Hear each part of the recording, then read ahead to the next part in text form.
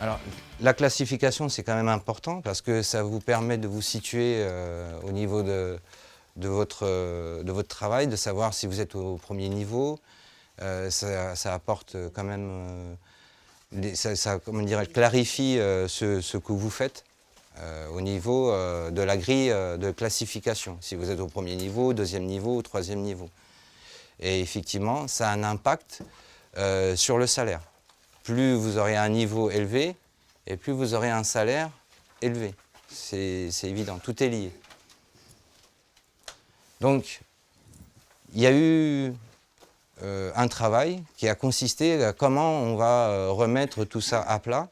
Et en fait, ils ont décidé que ce nouveau niveau que vous allez obtenir, il va être déterminé par 6 critères. Il y aura 6 critères. Alors, il y a l'autonomie, il y a qu'on va voir chacun, et chaque critère a aussi des niveaux différents. Il y a le premier niveau, le deuxième niveau, et pour chaque critère, on a 6 niveaux. C'est ce que vous pouvez voir dans le premier document. La première page, déjà, c'est le premier critère qu'on va aborder, qui est le relationnel. Alors, effectivement, alors ça parle plus pour les gardiennes d'immeubles, on se doute, et les gardiens, que pour les employés. Parce que les employés viennent réellement pour faire des tâches ménagères et au-delà de ça, bon, on ne leur demande pas non plus trop d'avoir un relationnel très développé au niveau avec les copropriétaires. Ce qui est tout le contraire avec les gardiens et gardiennes.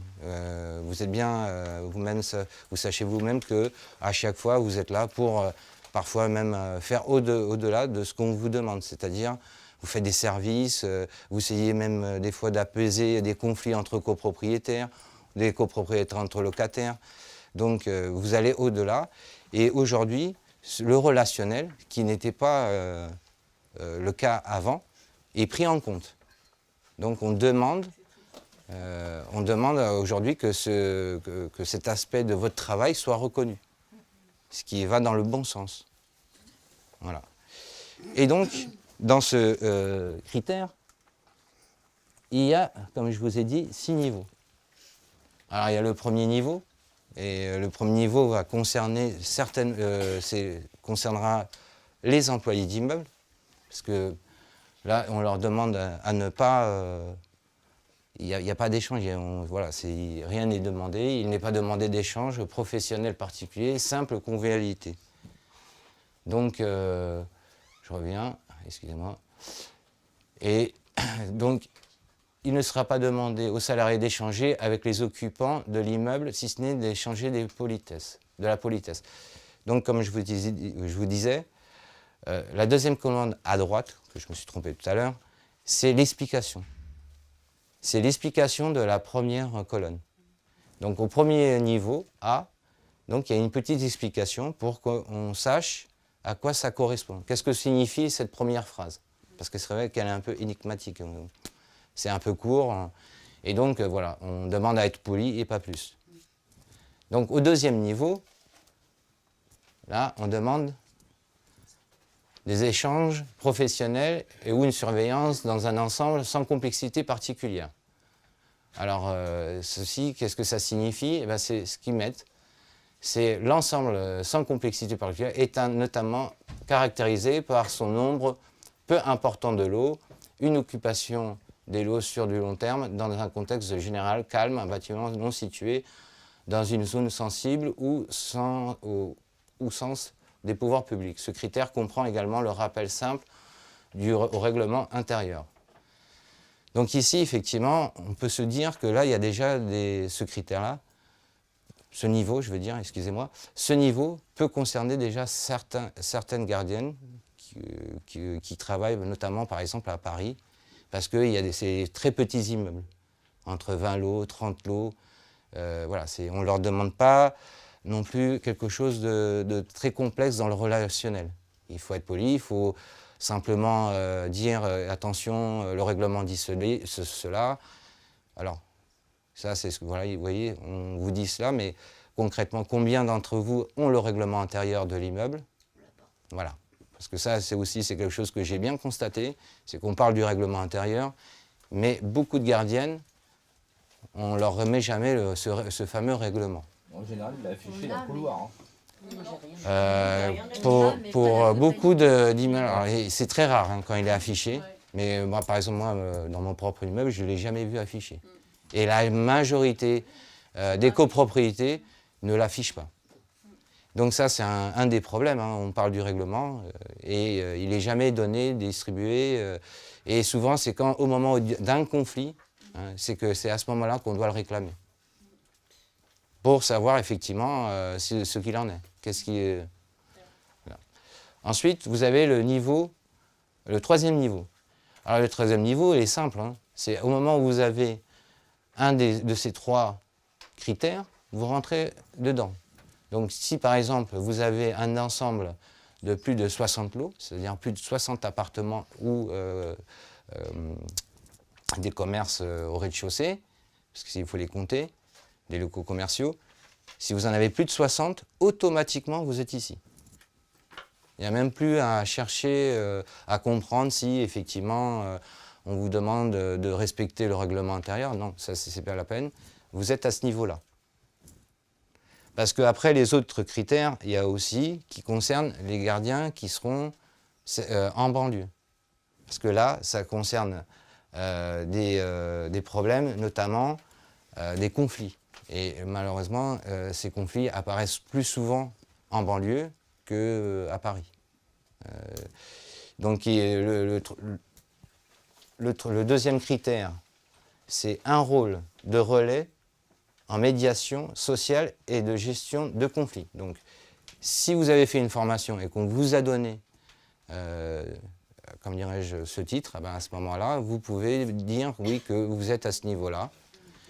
Et d'autre part, il y a le troisième critère, c'est résidence majoritairement à forte rotation des occupants. Parce qu'effectivement, il y a des copropriétés où il n'y a que des locataires, ou voire c'est souvent aussi des étudiants. Donc ça n'arrête pas de bouger. Et ça demande du travail aussi relationnel parce que peut-être on vous demande de percevoir les loyers et de pouvoir aller discuter, de les réclamer. C'est pas évident.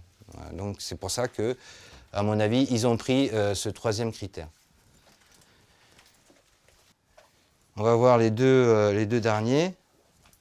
Alors les 2 derniers, ils sont beaucoup plus compliqués parce que en fait, vous avez carrément, vous devez avoir au niveau de vos, comment dirais-je, bagages, un diplôme qui dise que vous êtes apte à faire de la médiation.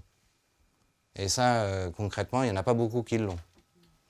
Donc déjà, quand on veut être à ce niveau-là, c'est déjà que vous avez fait une formation de médiation. Alors, donc les échanges professionnels ou de surveillance répondent au moins à un de ces critères suivants. Alors il faut, avec une responsabilité explicite en médiation sociale ou gestion de conflits. Alors ici, ils mettent la petite explication.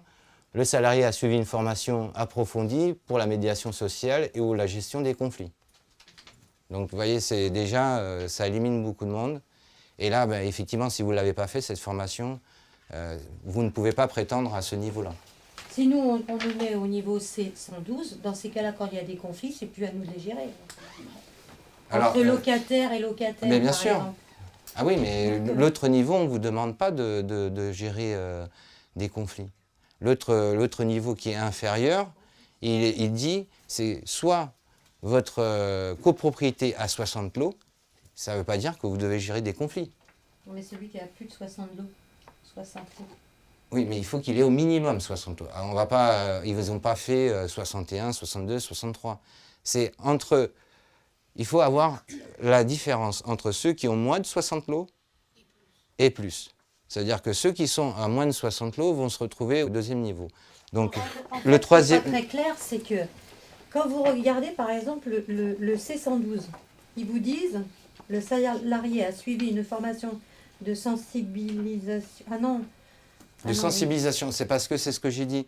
C'est que dans certains endroits, dans certains quartiers assez difficiles, on demande à avoir une relation un peu plus approfondie. savoir comment gérer des petits conflits. Mais on n'est pas à ce niveau-là où vous avez réellement une formation de médiation et où la médiation est imposée. D'accord ?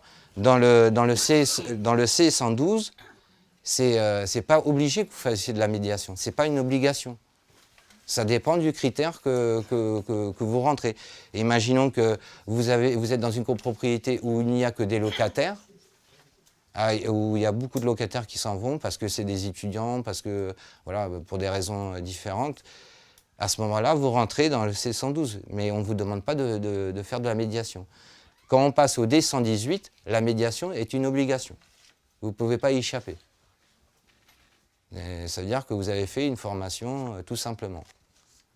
Alors effectivement, même si on a 200 lots, ça ne veut pas dire que vous rentrez obligatoirement dans le 118. Non, il n'y a plus de niveau, il n'y a plus de critères de lot. C'est la médiation qui fait toute la différence. Parce que, alors je m'arrête un instant, est-ce que vous comprenez? Ça va vous... Ensuite, on passe au dernier niveau. Donc, c'est un ensemble de haut standing faisant appel à la capacité initiative du salarié dans la réponse aux besoins variés des occupants qui impliquent le recours à des prestataires extérieurs et leur suivi conciergerie. Donc, le petit plus ici, c'est la conciergerie. Ça veut dire qu'on va vous demander des services comme par exemple, est-ce que vous pouvez m'amener ma chemise à la blanchisserie? Voilà. Est-ce que vous pouvez me réserver, je ne sais pas moi, un taxi, une place de spectacle pour tel jour? Voilà. C'est la conciergerie qui va faire la différence entre celui-là.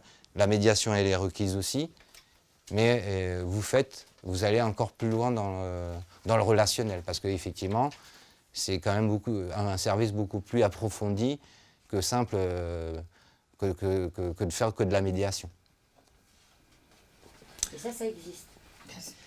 Apparemment, maintenant, ça va exister. Chose qui n'existait pas avant. Voilà. On va nous l'imposer. Alors, il peut y avoir, malheureusement, pour certains, on va pouvoir peut-être vous demander, ben, aujourd'hui, on aimerait, et là, je pense notamment dans les quartiers UP, du 16e,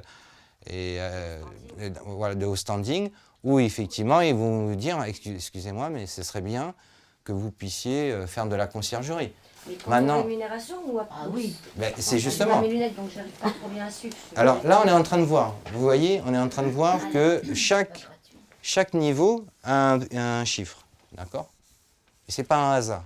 Ça, c'est des points, en fait, si on peut dire, hein, c'est des points qu'on va vous donner et on verra à quoi ils servent. Et effectivement, ça aura une conséquence sur le salaire.